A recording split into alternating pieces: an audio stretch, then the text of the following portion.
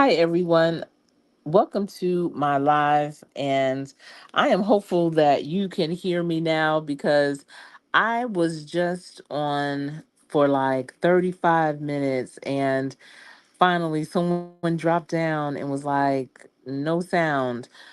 I am in the country right now and I don't have internet service. I was using my phone as my hotspot for my iPad, and I'm thinking everything's cool. I know my hotspot's on. I see that I am connected to the internet on my iPad. I was like, okay. And apparently I was not in sound and I was saying some really good stuff. What? I can't even remember what the things I was saying. So I said, I'm not going to let that get me down. I'm just going to do it all again. So I hope you all drop back in and join from the beginning with sound this time to hear more about the topic at hand, which I'm excited about. Listen, um, it's interesting how life happens. So we have personal and professional things, and things in our professional life are our things too. A lot of times they kind of have a blur and they similar things that affect impact or whatever each the same. And so the 9 reasons why I can show it. Okay, show. It doesn't want to. The 9 reasons why people, and I initially saw in LinkedIn. Now you all know I love LinkedIn. That's one of the most professional platforms and a great way to network, to find resources.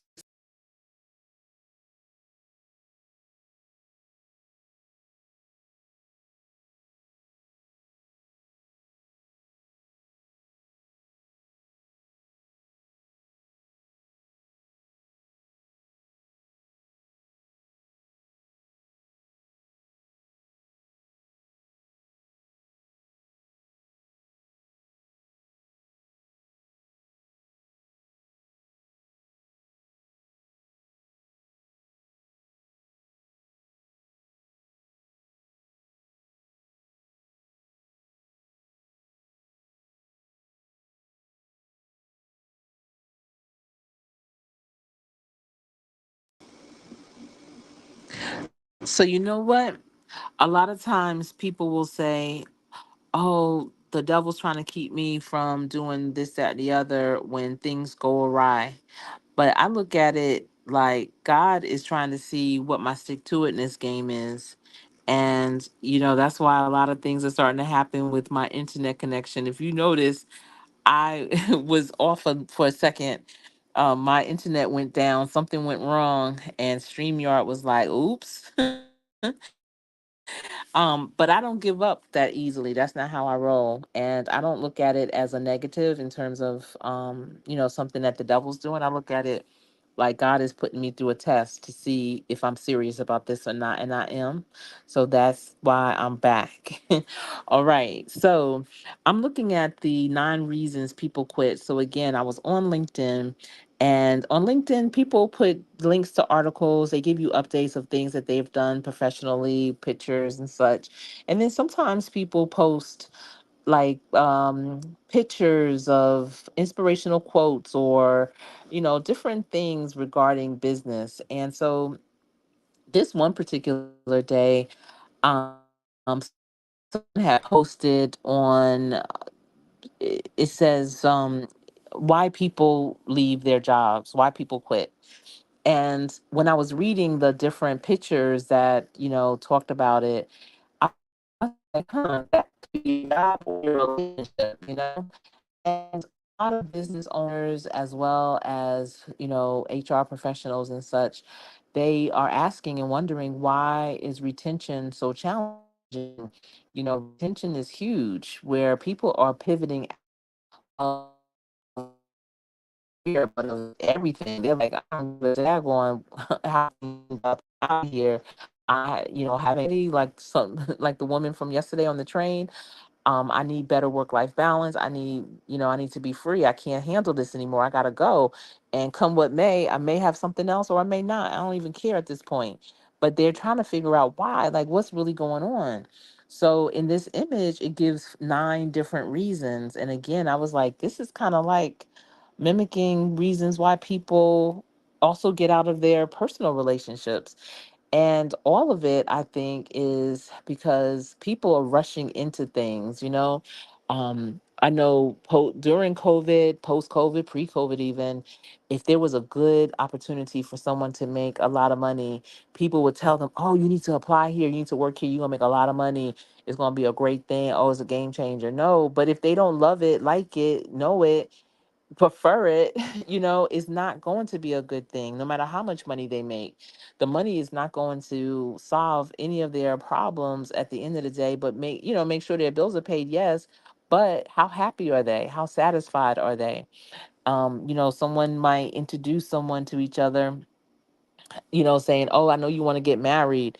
This person will be the perfect person for you. This they want to get married to, this, that, and the other." But that doesn't mean they right for you. A lot of people aren't taking the time out to really get to know the people. What's poppin'? TW Popcorn, please tell me, can you hear me? I've been having internet challenges. I am in the country. I'm using my hotspot. And when I tell you I'm deep in the country, I'm deep in the country. And, internet is not here yet, which is unbelievable. We are in 2024, and literally where I'm at, no one on this whole, like in this area, has internet. Everyone uses their hotspots. Okay, perfect. I appreciate that. This is like my third take of this live. I did one for 35 minutes and I didn't realize no one could hear me until finally someone was like, "Okay, so no sound." So I'm glad that you can hear me. Thank you.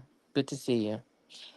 So when I was looking at again, the picture, the image from LinkedIn, I was like, this could be for personal or professional. So I went to church with my father today. We're in the country, and most country churches, everybody know everybody. They grew up together. It is what it is. And this is my father's area where he grew up. So he knows everybody. Everybody knows him. And my dad and I favor each other. So somebody was like, "Oh, this lady." She was like, "Oh, that's your daughter?" And he said, "Yeah, this is my daughter. She's here visiting from Charlotte, visiting, hanging out with me or whatever." And so she was like, "Oh, okay." And then my dad was like, "Yeah, my best friend loved her." And she was still standing there. He loved her. And when we moved to Jersey, he was whenever I would come back to Virginia, he would be like, go check in on her and ask her to move to New Jersey because I want her to be my wife. And I was like, I was looking at the lady, like, first of all, they're both 86 years old.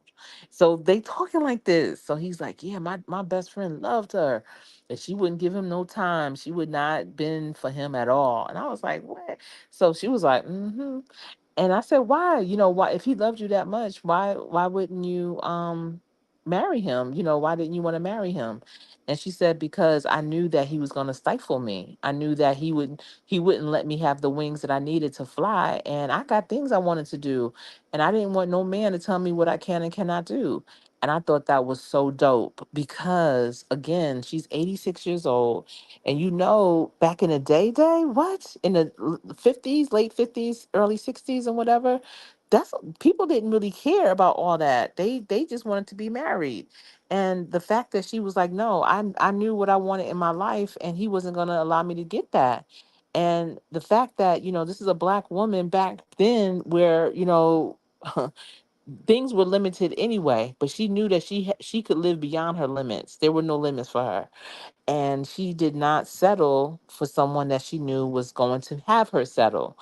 And I looked at that, and I looked at the LinkedIn poster that I have, or image, and I was like, these are the same thing, whether retention for work or retention for a relationship. What's going on?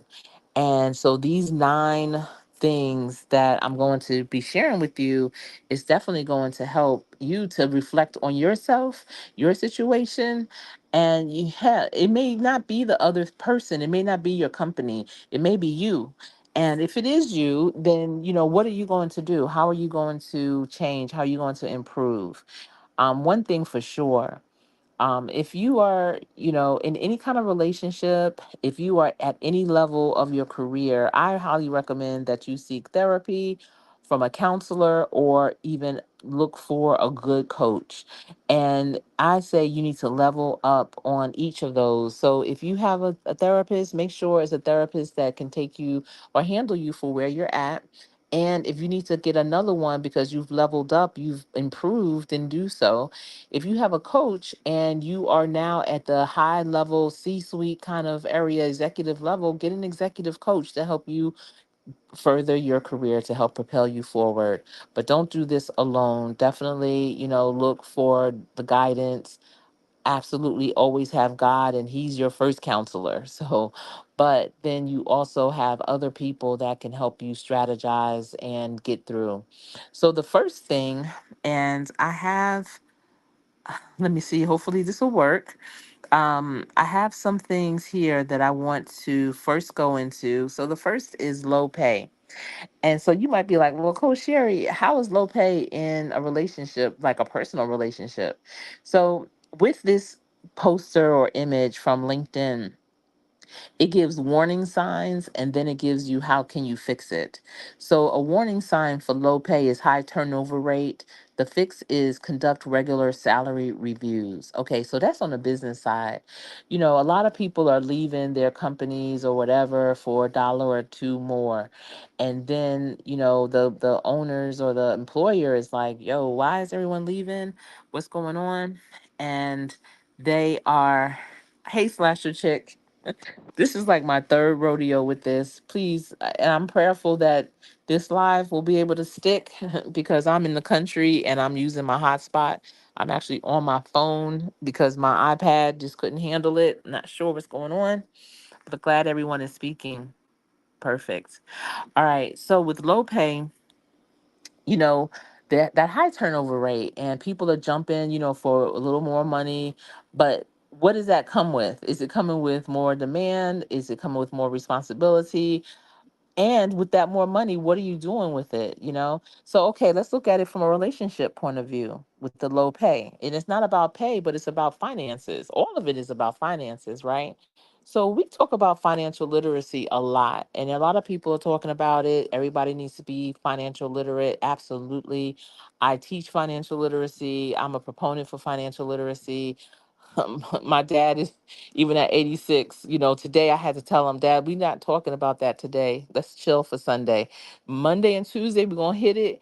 But today we going to just chill, because he loves to talk business and finance and investments and all kind of things. But I just needed today to just chill. So listen, when people, are earning money, making money, getting regular pay, whatever, they need to understand how to handle their money. They need to have a relationship with their money, be respectful of it, know how much money they have on hand at all times, understand how their investments are moving, grooving, shaking, baking, whatever you want to call it. But they definitely need to know and have that knowledge, right? They need to know what to do with it, when to hold, when to fold, all of that. But also in a relationship, financial literacy in a relationship is even more important because now you're combining things. There are so many people that get married and don't realize that their partner has bad credit. What? How do you not know your partner's credit and capabilities? You might be talking with your partner. Oh yeah, I want to buy a house too. I want a house. I do. Oh, I want some land. Yeah, I do. I want to own a business. I want to do that. Oh, I want to do this. I want to do that. And then they can't because they have like a 300 credit score or something like that. Or, it's like challenges going on with them and they don't have enough finances to make that up. And so now you're married to that. And now that is your problem too. And that's because you did not have that conversation. So when you go to premarital counseling, which I highly recommend, I don't know why anyone would get married without it. We went to premarital counseling at my church where I grew up. You had to go through that for our pastor to even marry you. And it wasn't a one and done. It wasn't like one day of counseling. It was multiple days. And my situation was even more unique because my husband made such a significantly amount more than me. And so when it came to the financial conversation, my pastor was real with it. Like, you young, and we were young too. I was 25, my husband was 26. He was like, yo, good. Like, this is what's this, that, and the other. Like, we had a really deep, here's some paper, writing stuff out, everything. And that is so important. So you walk in with your eyes wide open and not your eyes closed. And a lot of people are doing that. And then they act surprised. Listen, when a person's in a relationship and they get hoodwinked or the okey doke was had on them, I don't have any sympathy for that because I'm like, y'all didn't talk about that. And so conversation is important. And so with the employer side and with low pay, employers need to know what's happening out there. What is the going rate for things? Okay, if a person's leaving for a dollar more, maybe maybe you can't afford that dollar more, but maybe you can afford another benefit. How are you treating them? That's a benefit too. So really getting into, the review, the revisions, and doing your due diligence. Don't think you're the biggest and baddest out here when there's other bigger and badder coming every day. So how are you competing with that?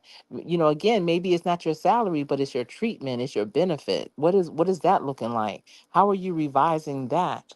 And in a relationship, how are you making yourself more attractive to a good partner? Okay, maybe you don't have $1 million in the bank, but you have great credit. Maybe you don't have $1 million in the bank. You have great credit and you have a good business acumen. What is it that you are really bringing to that relationship? Let me see.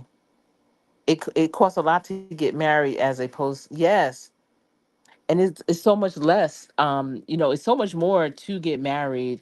The divorce is a longer process, but it's an easy thing. And I'm just like, why spend 30, $50,000 on a wedding and not know what you're investing in? A marriage is an investment too. If you invest in a business, if you invest in an opportunity, you're going to do your due diligence. You hopefully, now listen, maybe that's another conversation. If you are to participate in a business, like, listen, we have these shares we're trying to sell, or we're looking for some angel investors. You want to be able to look at their history, look at their balance sheet, do your due diligence here, look at the business plan, see what it's saying, understand it. It has to make sense to you, all of that. Well, that's how it is in a relationship. It's an investment because you're about to entangle more than your body. You're going to entangle your funds, your opportunities, your brands, all of that. And so you need to take it very seriously. Let me see. It should cost a lot to get married as opposed to costing a lot to get divorced. Yeah, it's both, and people would take it more. Yes, I got it. People would take it more seriously, I believe, and understand that that piece of paper, that marriage license that you signed, that's a contract. When you go to work for somebody, you sign a contract. When you have a business, you have contracts. When you want to make a lot of money in your business and you get clients, you have a contract.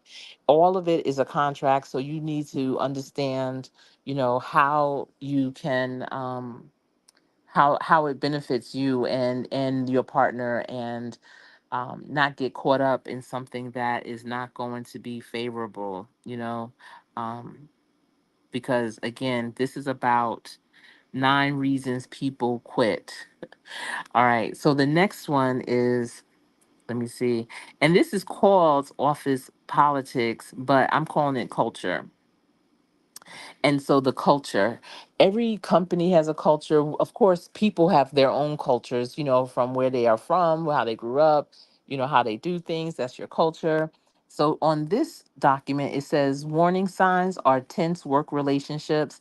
The fix is to foster a culture of fairness. And so, an example of tense work relationships, example of tense personal relationships is when you know somebody is about to enter the building, you are like, oh my damn, like, your energy level automatically starts to drop and you start to feel sick. Agita starts to set in. You just are like, oh my, I don't even want to be here.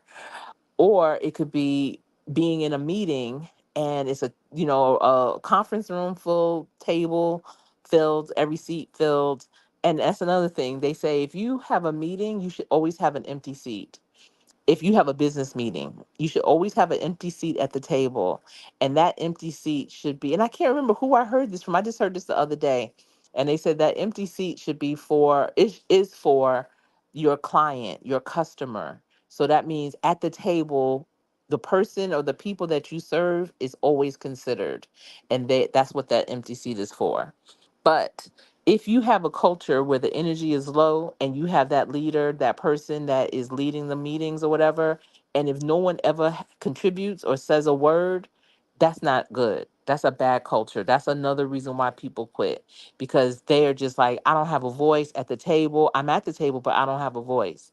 In relationships, if a person's opinion, thoughts, ideas in their relationship, in their marriage, in their home, maybe how their children are reared or whatever, if it's not considered, if it's not respected, then they tap out. They quit. They're just like, I don't have a voice. I'm no one. And I noticed this when I was doing my teaching fellowship, how some students, a few students would talk excessively. And I would be like, yo, I know at home they must be off the chain talking. So when I would meet their parents and stuff, or talk to their parents, because I would always meet them and know them, I would be like, do they talk a lot at home? Because in class, they are nonstop. And I gotta like check them all the time. How's this going at home? And they would be like, what? They don't talk at home at all. And I'm like, they don't? Please, they talk all the time. And so when I did my fellowship, I used to always listen.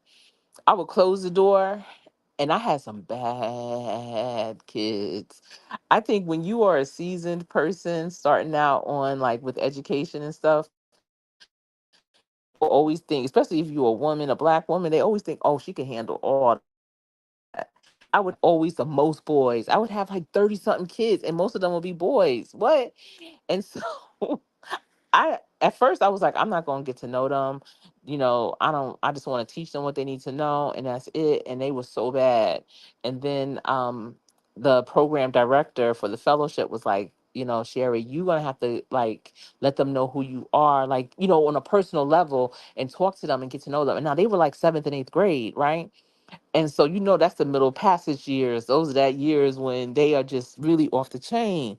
And so I was like, I don't want to get to know them like that. Like, I just need to do what I need to do for these 2 years and I'll be done. I'm done. And they were like, no, no. And so I took their advice. Cause I'm like, I'm that type of person. You give me advice enough times, it makes sense. I'm going to do it. I'm going to implement it. So I did, and it worked. Oh my goodness. I started close to my room and I would be like, all right, I pull a stool in the middle of the floor and I'd be like, all right, we doing real talk with and I didn't call myself Coach Sherry, but I call myself Miss in my last name. And I'll be like, and what goes on in this classroom, right, in this moment, it stays in this classroom. People have something to say that's personal. We not taking this outside. We a family right now. Like, and when you out of this class, you representing this class, you representing me, you representing yourself, your family. So you need to, stand with your head up and walk strong and tall and whatever. But when I would do those real talk sessions, the stuff that would come out, what? And it was a Title I middle school, and it was in one of the most challenging areas in Charlotte. It actually, that area has been on what's the name of that show? It's like one of those crime shows. And it's called Hidden Valley, and they had this whole gang called Hidden Valley Kings, and it was a let me tell you. So, some of the things those young people would tell me, huh, yeah. I see TSD Rocks, sir, is in the building. Salute to you. Hope all is well. Thank you for being in the live. Thank you for being here in support of everything. So, the culture. So you want to definitely allow people to have a voice. And that's why I've said this before. When you have a child, or if you're in a relationship or whatever, you don't just ask people, how was your day? Because they'll say good or okay. And then it's like, how do you follow up with that? I mean, it sounds like a broken record if you say, well, how was it good? Well, what was good about it? Ask an open ended question.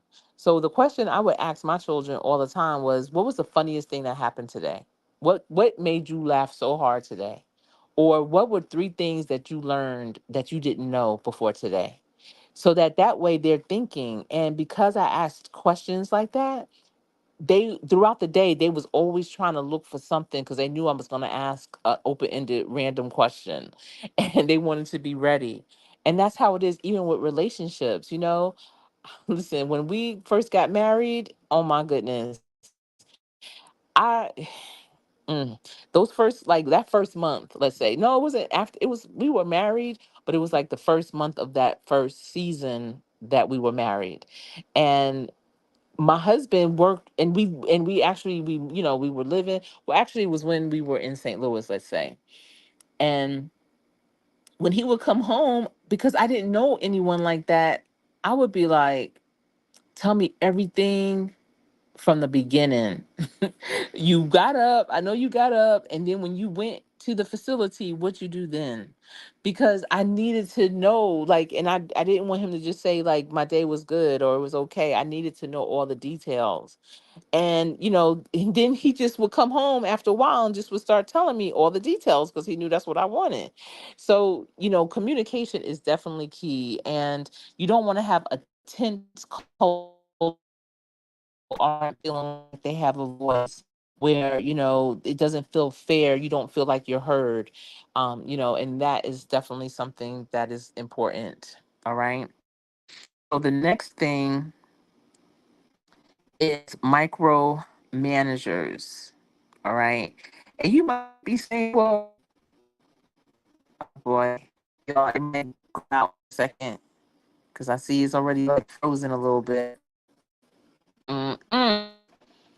I'm trying to understand. Yep, it's probably going to freeze.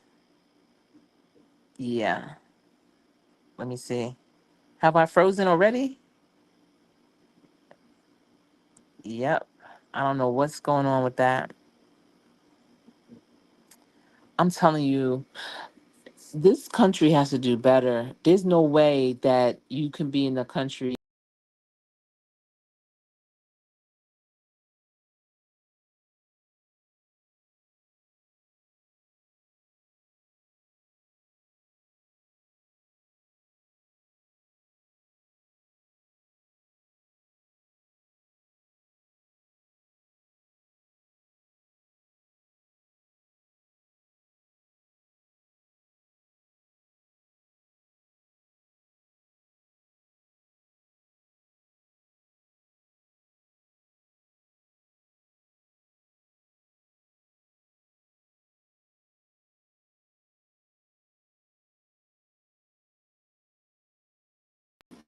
All right.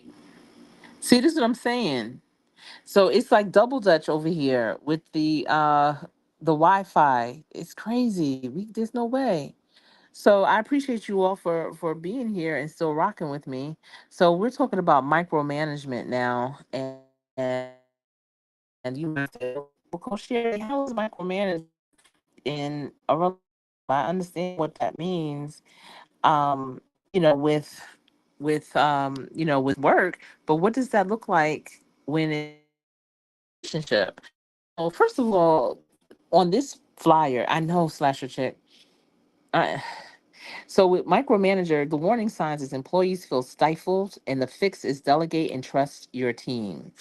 So again, that woman today, the 86-year-old woman, was like, yeah, like, he was gonna stifle me. I wouldn't wasn't gonna be able to fly, and I needed to have that. I need to be able to move around. I knew he wasn't gonna let me do that, and that's so at like 20 years old. That's how it is even in work. But at the time, you have to be accountable for how you're showing up and how you're doing what you do. Because if you're not being innovative, if you're not taking initiative, if you are not doing your exceptionally best, if you're not doing things on a high level, you might get micromanaged. And so I'm not even going to put that up on the screen. Mm-mm. And so, you know, it's like you have to understand. My goodness. All right. Hi, Warm Strong Adventures. I hope you can hear me now, right? Because I definitely was not being heard for those first 35 minutes in my other chat. So thank you for coming back. I appreciate it. So when we talk about micromanagers, employees can feel stifled, but in a relationship, a person can feel stifled too. But again, if you're not doing what you're supposed to do at work, and if your manager or your supervisor or the owner of the business is expecting you to know what you're doing and to contribute without really being told, or to do things to completion, then they may look over your shoulder. They may have those daily debriefs with you, follow-ups or what have you. But when you are absolutely doing your best and you know you are, and you're doing all those things and they're still being a micromanager, yeah, you need to have that discussion with them. But when you have that discussion, you need to be able to show them a business case of why they should not micromanage you. At that point, you're going into negotiations, which is what Slasher Chick is known for, great at, and a lot of things on her channel talks about negotiations. If y'all don't know Slasher Chick, what? You need to find out who she is. But, you want to negotiate with them, but you can't just do it all the time by verbally communicating it. Sometimes you have to put it down on paper, and you don't have to wait until your performance review. You should be keeping a running tab of all the things that you're doing well, exceptionally well, over and beyond what the job title or the description calls for.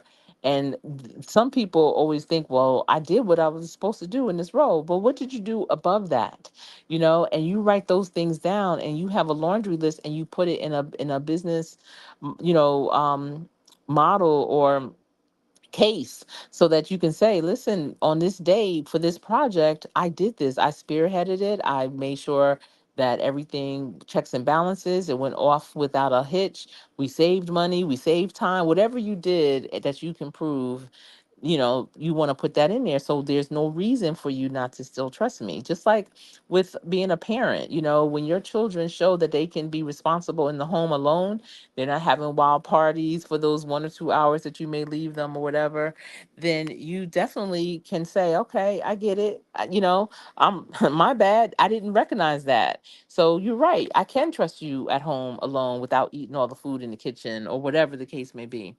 And also in a relationship, if you are in a relationship, and the person is up under you all the time, they don't really prefer you to go out with your friends or to see your family or to do what you need to do, be it in your personal or professional life, without them. Like, they absolutely have to be there with you. You may want to take a closer look at what's really going on, and don't think that things will change when you get married, because if anything, it'll escalate.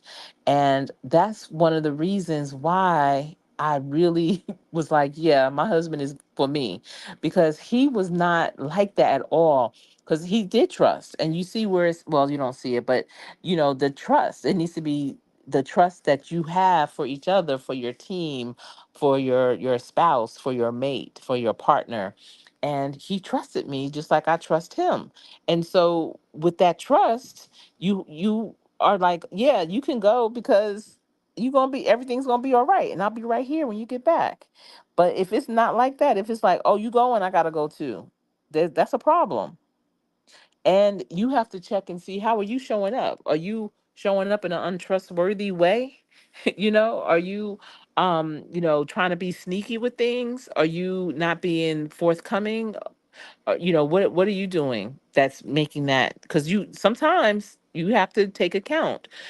I know for me as a coach, I remember thinking, and this is outside of coaching, this is outside of consulting, this is in, another realm of things for me. And I was like, listen, the coach needs to be coached, and I had to get an executive coach.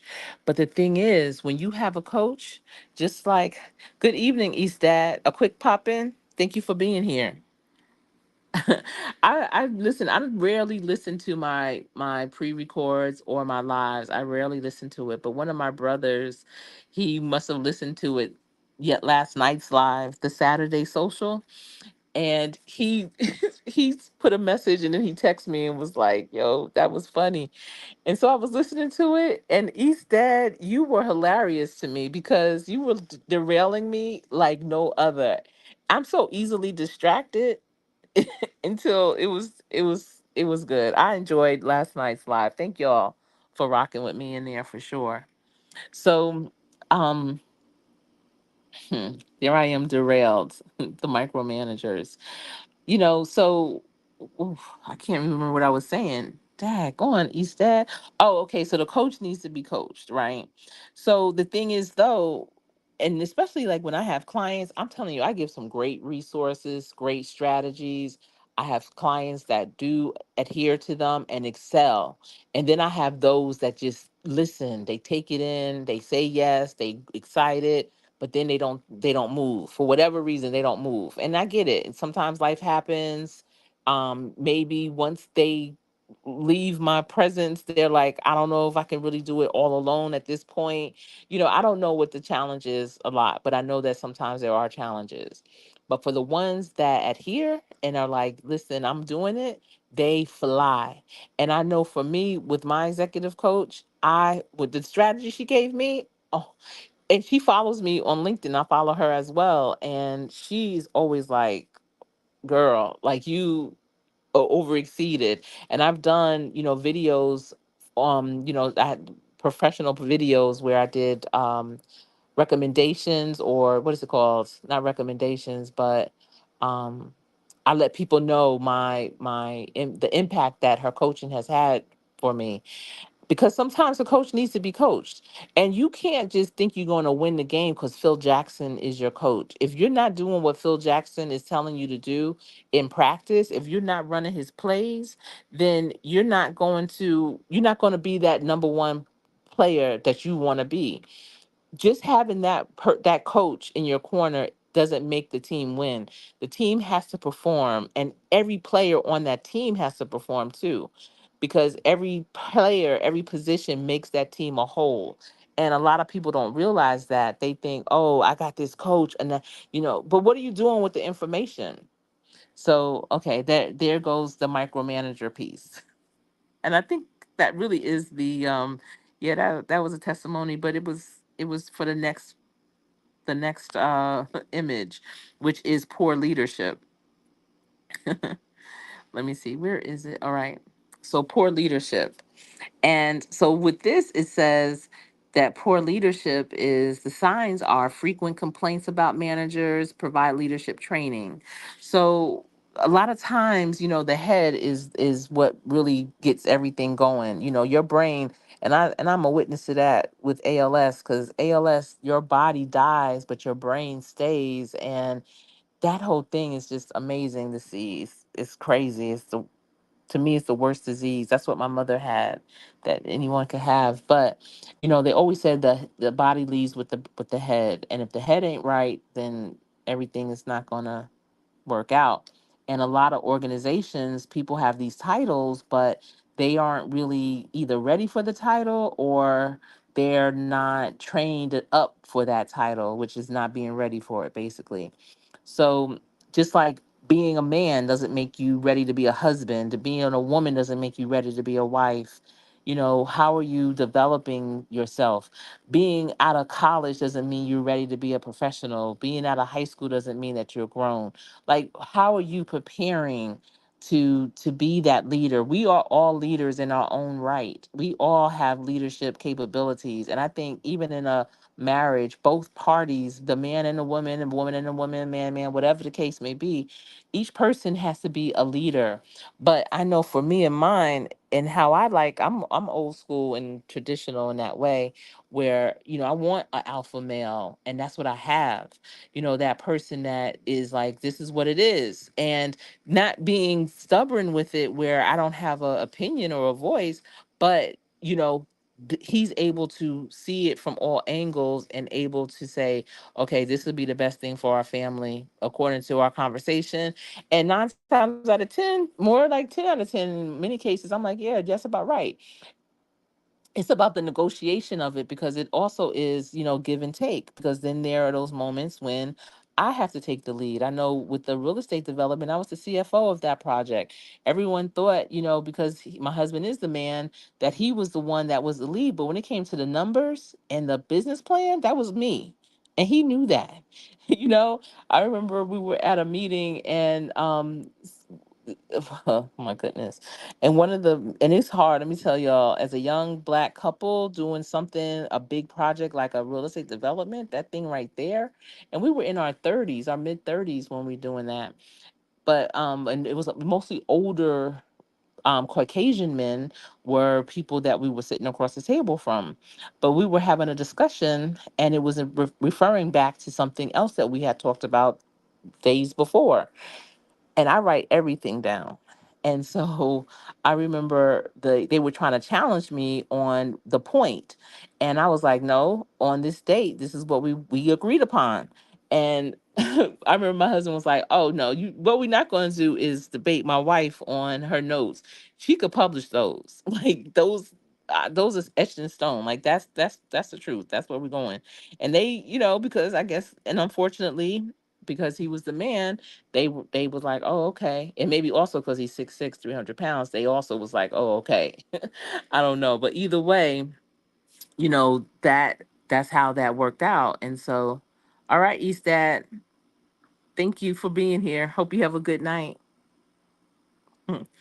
And so, when there's poor leadership, when a person might feel like they have to do everything and they're not even that in that role. It could be even at work. You might feel like, man, all my manager has is that title, and they're not really worth the quarter. They're not even competent in what we have to do. Some people become a manager in areas that they don't have experience in. It's just that they were there long, or they just was the luck of the draw, right place, right time. And that doesn't mean that they're capable though. And then the employees get disgruntled and are like, man, they not even, here to support. So it's challenging. And if you are that leaders, people know when they're incompetent, people know when they're not worth the quarter. I don't care. You know it. If you know it, don't be shamed, don't be shy. Find help. Get a coach, get a counselor. There's training you can do. You can do disc, you can do emotional intelligence, because you need to understand why are you lacking. Situational leadership, you can do big five. There's a lot of different assessments you can take. And then if you work with someone through those assessments, how can you improve? It's more than knowing. You have to also know what strategies can I take to improve. And they don't know you have a whole labeling system and know exactly who said what and when. So true, slasher chick. What time stamp? All of that. All of that. Write it all out. They wondering what you think I'm writing. You see me writing. You think I'm just scribbling, writing a song? No, I'm writing exactly what you're saying. So um that's so crazy. I remember that. That was so wild. Anyway, I love that. So, when it comes to poor leadership in a relationship or in business, take account for what's going on and make the necessary changes, because that's one of the reasons why people quit, because they just get fed up. They get tired, they get burnt out, they feel like they're unappreciated, they're not getting the recognition. The other person that's not worth the quarter is getting the recognition. And, give recognition where recognition is due.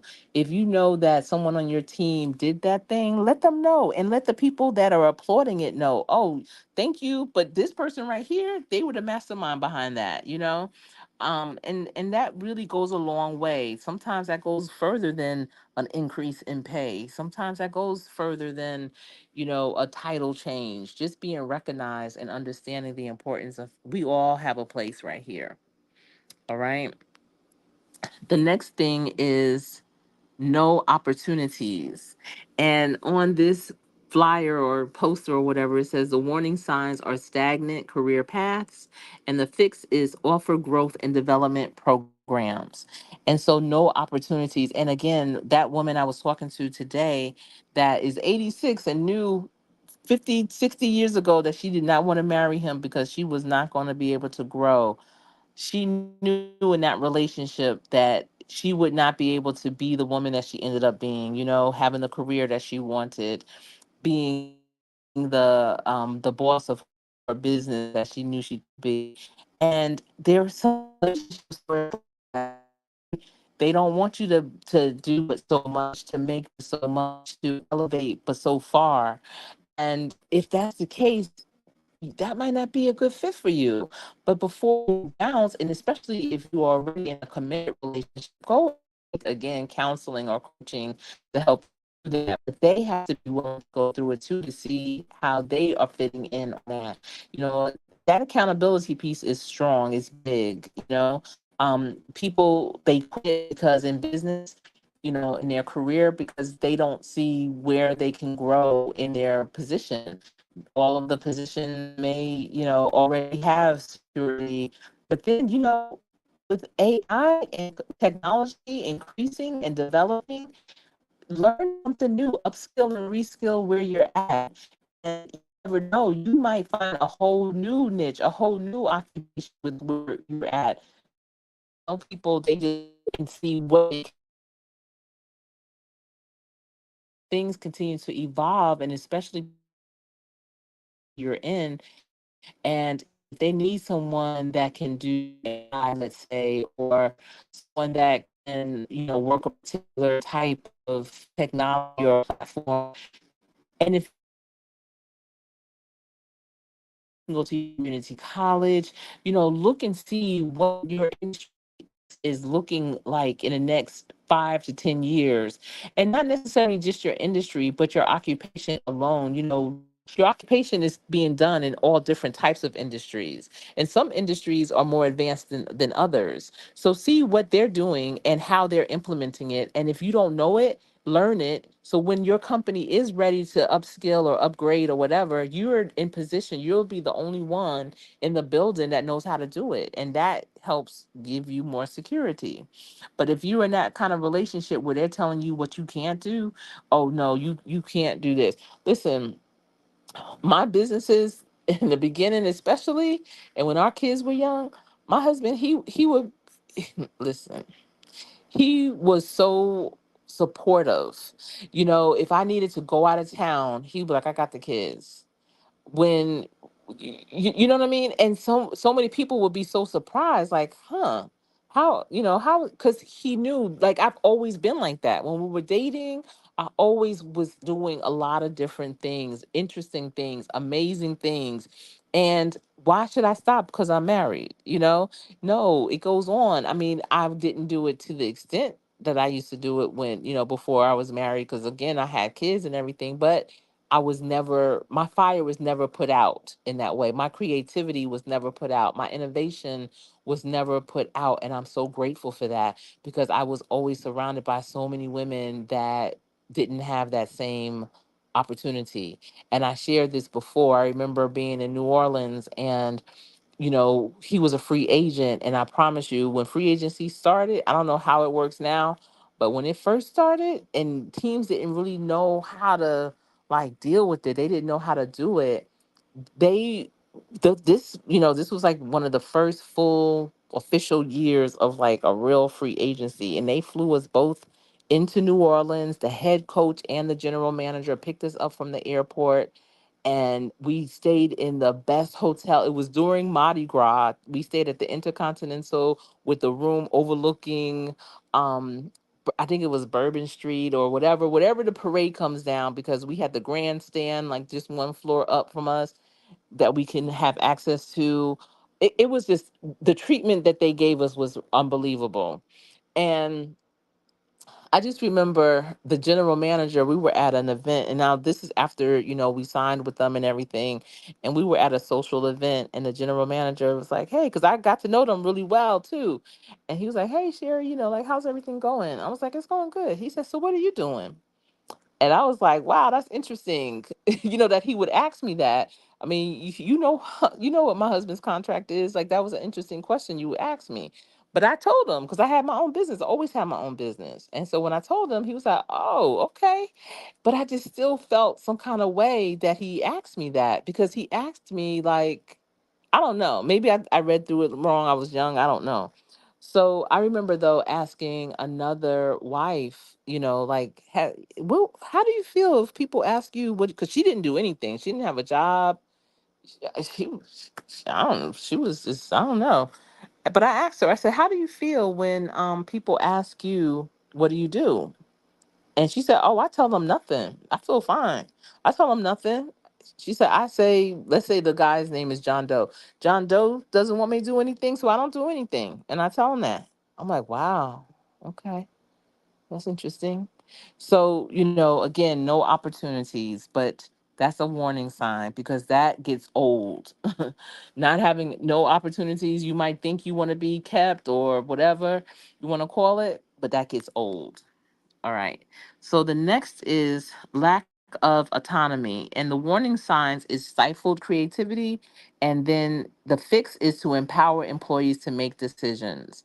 So again, you know on the in your business, on your job or whatever, there's always going to be projects, new processes, new ways of doing things. And if you're an integral part of the team, you want to have a voice, and you want to be able to contribute. You want to be able to share some of your previous experiences. Those are what transferable skills are. That's one of the reasons why you were probably hired, because you've proven that you've done something similar before, and you can do it there too. But if they aren't allowing you to do what you do, then you start to feel stifled, and you don't feel like you have that creativity, that opportunity to be creative where you're at, to help them elevate and be part of that. And that can really turn someone off and make them want to quit. And that's how it could be in a relationship. If you don't have a choice or an idea, then then you feel like, why am I here? I remember with my husband's last contract, and he was a free agent, and he had an opportunity between Baltimore and Charlotte. And so I remember, even though I wasn't on the field, I was part of the team. Listen, when I would go to games, I would have binoculars. I don't care how close or far I sat from the field, and my binoculars was focused on him, period. I could care less if the receiver caught the ball, the quarterback just threw. I'm focused on him, that it was me and him. We were that team. And so when it was time for him, for the decision, like, okay, Baltimore would be cool, because I had a lot of family in Maryland. He went to school in Maryland. He had a lot of family in Maryland, Philly. I'm from New Jersey. He's from New York. That'd be the closest we ever been to our family, because we were at that time in New Orleans. But then Charlotte, what? That was like manifestation at its best. And I mentioned this before. I was on campus in college my junior year. And I just remember walking on campus, and in my head, North Carolina popped in my head. And I was like, one day I would love to live in North Carolina. And this was back in 1990. North Carolina wasn't even saying much back then. Charlotte definitely was quiet. So I didn't even know what part of North Carolina I would want to live in. I was like, I want to one day I'm gonna live in North Carolina. I didn't know where. I didn't know Raleigh. I didn't know. All I knew at that time was High Point. I had cousins that lived in High Point, but I knew I didn't want to live in High Point. If y'all know High Point, no, no, thank you. You can go get furniture at High Point. High Point University is phenomenal. The campus is gorgeous, but the area not so much. So I was like, I don't know. This is back when I was 20 years old, thinking I want to be in North Carolina. So fast forward nearly 10 years later, and it was a choice between going to Charlotte or Baltimore. And I was like, and I'm part of this conversation because I have autonomy. My relationship, we like that. We are a team. So we was weighing the pros and cons together. And he ended up in Charlotte, and that's how we ended up in Charlotte. And when I tell you, it was one of the best decisions because it's where we ended up staying with our family. I have two of my daughters. Both my daughters were born in Charlotte. This is home. It's like one of the dopest cities in the country. And so I was so happy that ultimately that was our choice. So but imagine if that wasn't the case, if he had these options on the table and it was no discussion, it was just where did and I mean, I definitely considered him and his opportunity, but Charlotte was ended up being, we would have been okay either way. Let me tell y'all though, in real life, that year, that's when Baltimore won the Super Bowl, so that would have been real dope. But it was still a great move for us overall long term. And sometimes when you make decisions, you can't make them for that day, that season. Sometimes you got to look further ahead, and that's important too.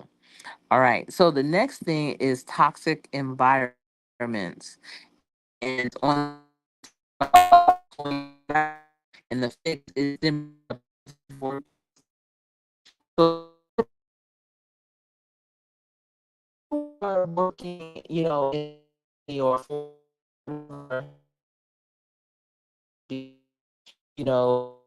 every stake is being checked, and you just don't know which way you going and what's right or what's wrong, what's up or what's down. That can make you actually make some missteps, and that's even in a personal relationship. If you are walking on eggshells, even if you are good at what you do, even if you are competent, mistakes just because of that extra pressure of it being toxic. And you wonder, like, dang, how did I do that wrong? I know how to do that. Am I bugging? Am I tripping? Why would I not get that? Why didn't I catch that? And it's because a toxic environment, it goes to your brain. It doesn't make you see in a focused way. And they be confused most of the time. So you need to really understand, like, that is not healthy.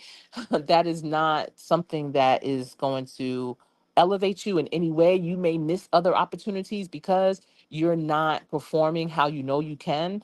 When you are in a personal relationship, you'll look like a sorry partner.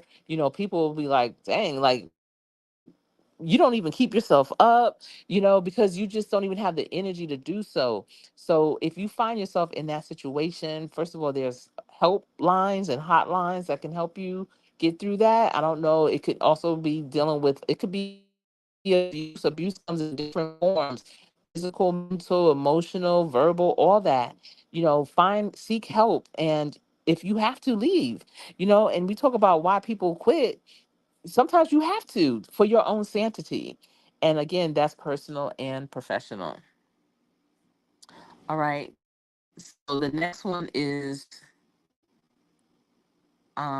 it's life balance, but where is it? No balance. So here it talks about no work life balance, and it says high burnout rates, and the fix is to enforce boundaries and downtime. So balance is so important. And my personality, I need balance probably more than the average person. Because I promise you, nothing ordinary ever happens with me, and I recognize that. And I feel like everything bright down, I would have to take off like a year at least to go by myself to a resort to get. I mean, I got massage every week. anyway, but I need to like step off and allow have a understood that, he was like, I got you. Go ahead, go on a weekend, and because he knew I needed to like re-energize myself. And, if you are fortunate enough too to be in that type of relationship, don't take advantage of it, but definitely utilize it. When I say don't take advantage of it, I mean don't be out all the time. Don't take off like more times than not. That's not healthy. But you definitely want to have that balance so that when you come back, you are better than ever. When I'm there, I am there 100% and I'm good to go. And that's how you should be in your relationships all the time, be it work or personal. Work life balance, some businesses, they don't understand the need for that. And especially now more than ever since COVID. And it's more than just saying, oh, you could take time off whenever you want or whatever. It's really understanding that work has changed. The way people work has changed.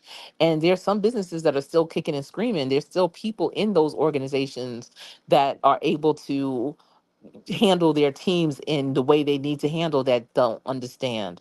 But you have to have that more compassion. And I think that's why, working with different types of people in different situations was yes, social, but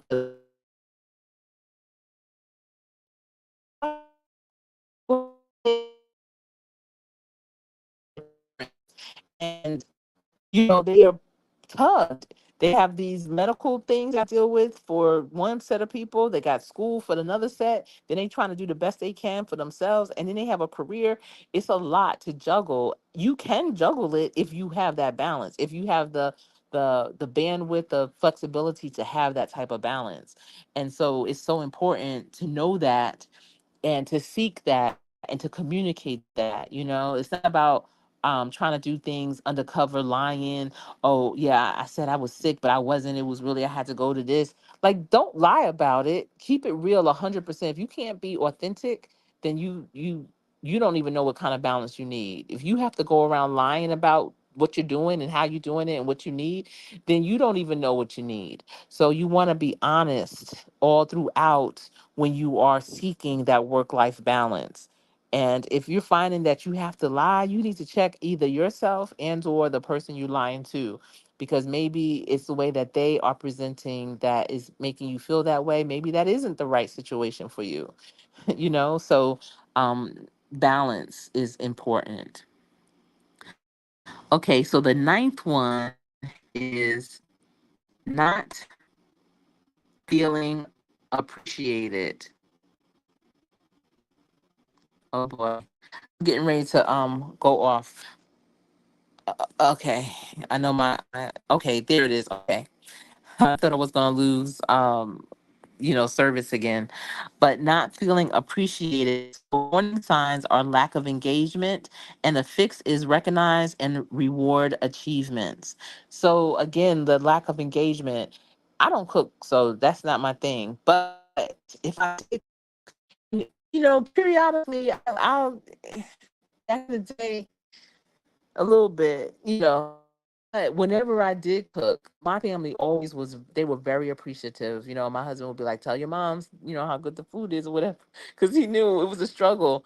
And, that made me feel good. And that's why, like, what I can cook and do cook once or twice a year, I do it with love because I know that they told me they loved it. I'm gonna make it the best I can each time, and that's how it is. Even at work, if a person is, doing a great job, you let them know so that they can continue doing a great job, not just for that project, but for anything else they have to do. But if you don't show them that appreciation to let them know, wow, you did good there, that was really good, then they might not do it again. Listen, when I was doing my fellowship, and I learned that, doing that, there's some kids that will do bad things and they do it because they want attention. And a lot of times, especially at home, they do something bad, they're going to get beaten, they're going to have someone touch them in some kind of way. or yell at them, verbalize to them, communicate with them, but in a harsh way. But they're at least they're talking to me, at least they're touching me. You know what I'm saying? I wouldn't give them that kind of I wouldn't give them that kind of that kind of treatment, or I wouldn't recognize that behavior. If they were doing something bad, I'd let them do it, and let's I let them just you need to go back of the room, and all this I would reward them. I would tell them that was great, and they couldn't understand because they wasn't getting on my nerves. I was just like, go back there and do that. Don't do that up here. Nobody has time for that.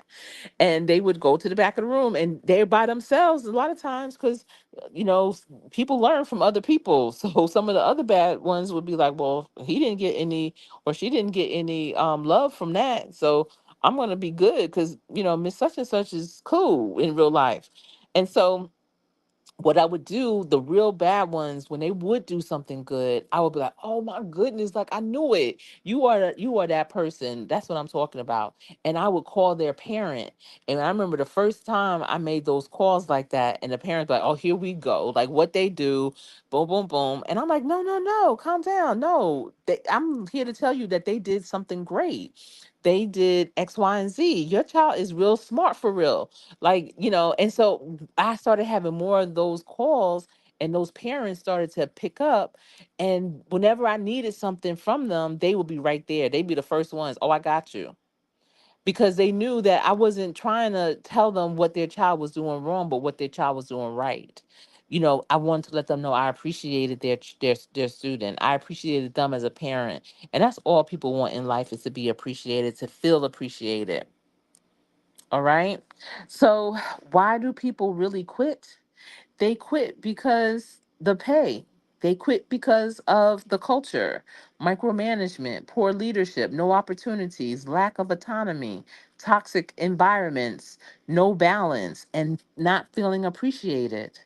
So I hope that this session, I was able to give you some reasons of how to turn all that around so people don't quit but stay, or not get into it in the first place. How about that? I mean, also, listen, sometimes you outgrow things and you do have to quit. And I really, at that point, wouldn't call it quit. I call it a pivot. I call it, you elevated, you propelled forward. So quitting is has such a negative meaning, but I just feel like sometimes you do have to bounce. And I hope that wherever you are, whatever you're doing, that all good things are happening for you. And if not, if you heard anything that can help you through that, I hope you are able to implement it. And whatever you do, take action. Don't just listen, learn, and not do. That's not how it works. You can't just sit back with your arms crossed and your fingers crossed, hoping the best. No, you have to do the best and put it all into action. But in the meantime, everyone, listen, it's been my pleasure being here with you all this evening. Thank you for rocking with me. Remember, practice every day. And if you have the best coach, listen to that coach. Listen to and read the blueprint, read the plan that they have. The game plan is real. And if you follow it, you will always win. I promise. That's a promise. But if you don't follow it, then listen, I can't tell you. I don't know what to tell you after that. But this channel is about workforce development, career readiness, entrepreneurship, real life, real issues, and real talk. It has been a wonderful evening. I hope you had a wonderful evening and a great Monday. Well, it's Monday now, but a great day. All right, everyone. I am Coach Sherry.